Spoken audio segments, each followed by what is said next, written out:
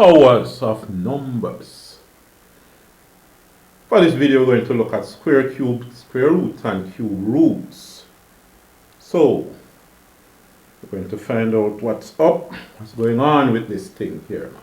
So, squares. Squares. Squares. Yeah. Now, here, square. What is a square? Let's look at this thing. The square, by drawing, is really a quadrilateral, four-sided figure. See that?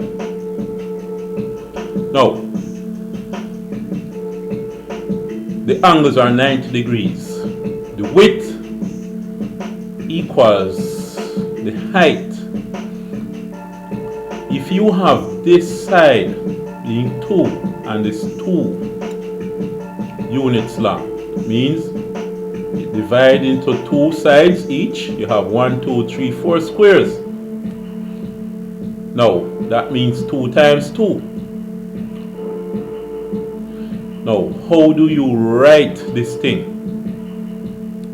Before we go directly into square and square root, let's look at other powers of numbers, because I want to look at not only square and square root, but other powers, not only square and cube, but other powers as well.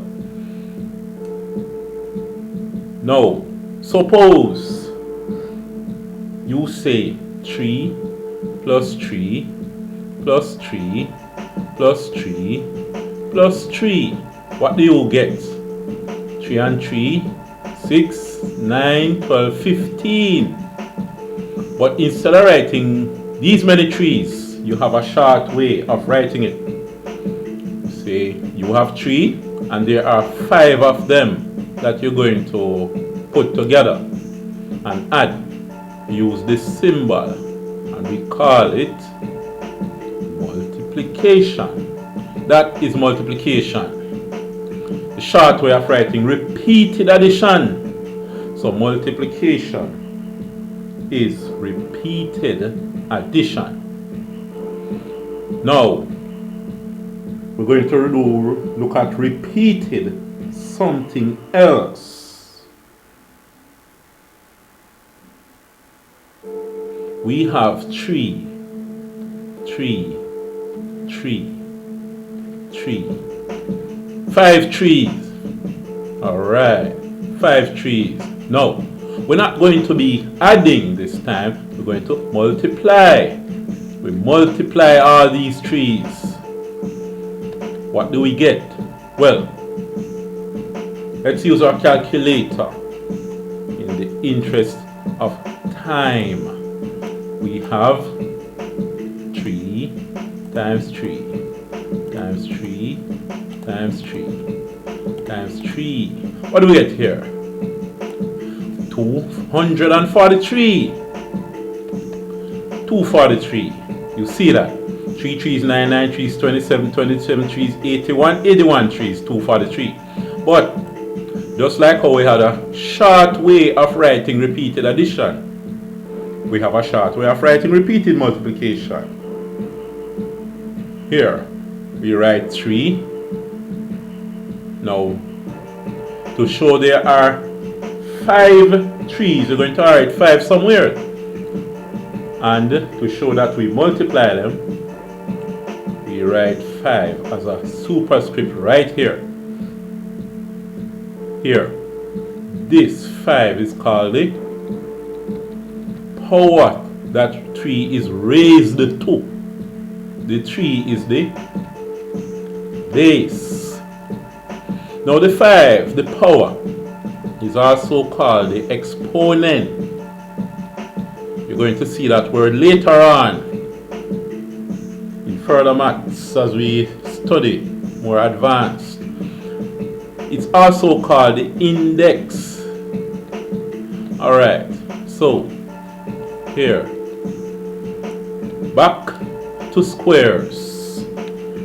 This 2, instead of writing 2 by 2, you could write 2 2 squared. This means the square of 2 or 2 squared. You see that? When you're talking about square, you're talking about 2 dimensions, length and width, not length and height, or width and height in this case. If I call this width, this is the width and this is the height, the width and the height. So the square of a number means the number multiplies itself. You have 2 of the numbers, so the square of x, same as saying x squared, is written x squared. Same thing as x multiplied by x. You see that? So that's x squared. Now the next thing we want is a cube. What is a cube? Let's see. Here.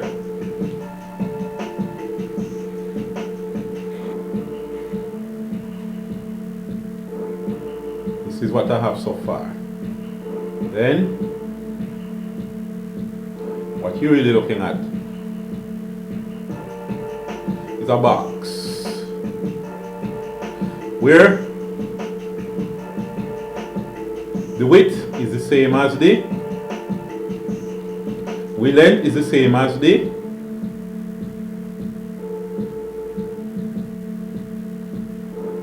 height. Length, width, and height. In this case, you have 3 dimensions, length, width, and height. It may not look the same on my diagram, but you get the idea. Now, when you're talking about a number such as 5 cube, it's written like this. The cube of 5, which is 5 cube, it is 5 times 5 times 5. See that? And when you have this, 5 by 5 is 25. 25 times 5, 125. Now, here, when you're dealing with geometry, when you're dealing with diagram, drawing, the square gives you an area. The size of the square is the area, but the size of the volume, of the cube, is the volume. Alright? So you see. So, here, square is the number, 2 of the numbers multiplied together, and you write it like this. Cube is 3 of the numbers multiplied together, and this is how you write it, superscript 3. Now, in terms of this, we have the square root and the cube root. Let's look at the square roots. But we review the square first. The square of 5. 5 squared is 25. You get it by saying 5 times 5. Now what that means is the square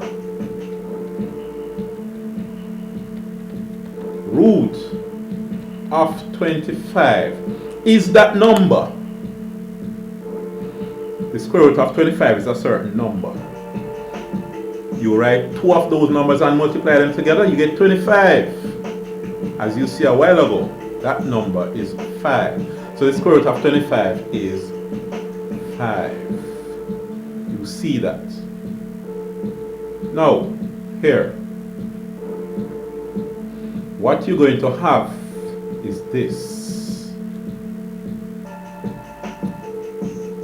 When you have the square root of 25, you don't need to write out square-root. No, this is what you write. You see, if it was a cube root, then you would put a little 3 here. If it was a 4th root, you would put a 4 here. If it was a 5th root, you put a 5th root of 5 here. Any number, if it is the nth root, you put an n there. Now with the square root, you just put the symbol there, right? Now, here, you don't put anything in this. You don't put a 2 there.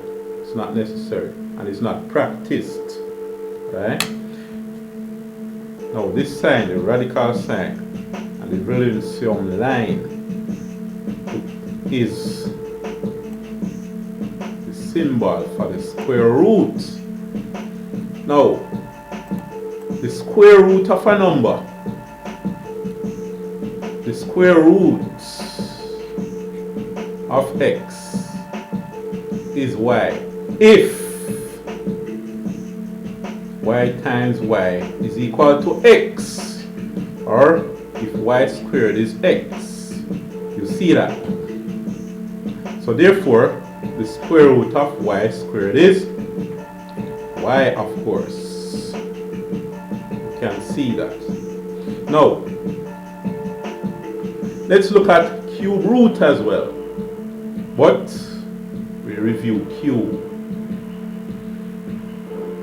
Let us say you have 2 times 2 times 2. This is the same as 2 cubed, which is 8. You see that? Now, if the cube of 2 is 8, then the cube root of 8 is 2. Because the cube root of 8 is a certain number. You have 3 of those numbers and you multiply them together, you get 8. Tell me, what is the cube root of 27? Can you think about it? The cube root of 27 is a certain number. You put down 3 of those numbers and you multiply them all together. What you get is 27. Let's try. Let's try 1. 1 times 1 times 1 equals, well, that's not 27. If we try 2, 2 times 2 times 2, that's 8, not 27. So the cube root of 27 is not 8. 3 times 3 times 3. 3 times 3 times 3 is 3 3 is 9, 9 3 is 27. Aha. The cube root of 27 is 3. Because you have 3 3's and multiply them, you get 27. In other words, 3 cubed gives you 27. Therefore, the cube root of 27 is 3. You see? Alright. Now, let us see what happens here. What is the cube root of negative 27? Now, as usual, the cube root of negative 27 will be 3 numbers. They all multiply each other together to give you negative 27. We saw 3. 3 3's multiplied together gives you 27. So let's try negative 3. You have 3 negative 3's here. Multiply them. What do you get? Negative 3 times negative 3 is positive 9. Positive 9 times the negative 3 here is negative 27. So that tells you the cube root of negative 27 is negative 3. You see. Now let me ask you, what is the square root of negative 25? Think about it and tell me what it is. Now let's see. We know that 5 multiplied by 5 will give you 25, not negative 25. So the square root of negative 25 is not 5. It's something else. What could it be? Suppose you try negative 5 and negative 5. Negative 5 times negative 5 will give you, oh, it's positive 25, not negative 25. So, the square root of negative 25 is not 5. And from what we have here, it's not negative 5 either. So what could it be? It might come to mind to try 5 and negative 5 and they multiply to give negative 25. But the square root must be the same number. And positive 5 and negative 5 are two different numbers, not the same. So, seems there's no way out. So here, you cannot find the square root of a negative number. Very important. Alright? So, don't be tricked by anyone with that. You cannot find the square root of a negative number. It is not defined. Alright? So, that will be it for this video. I will see you next time.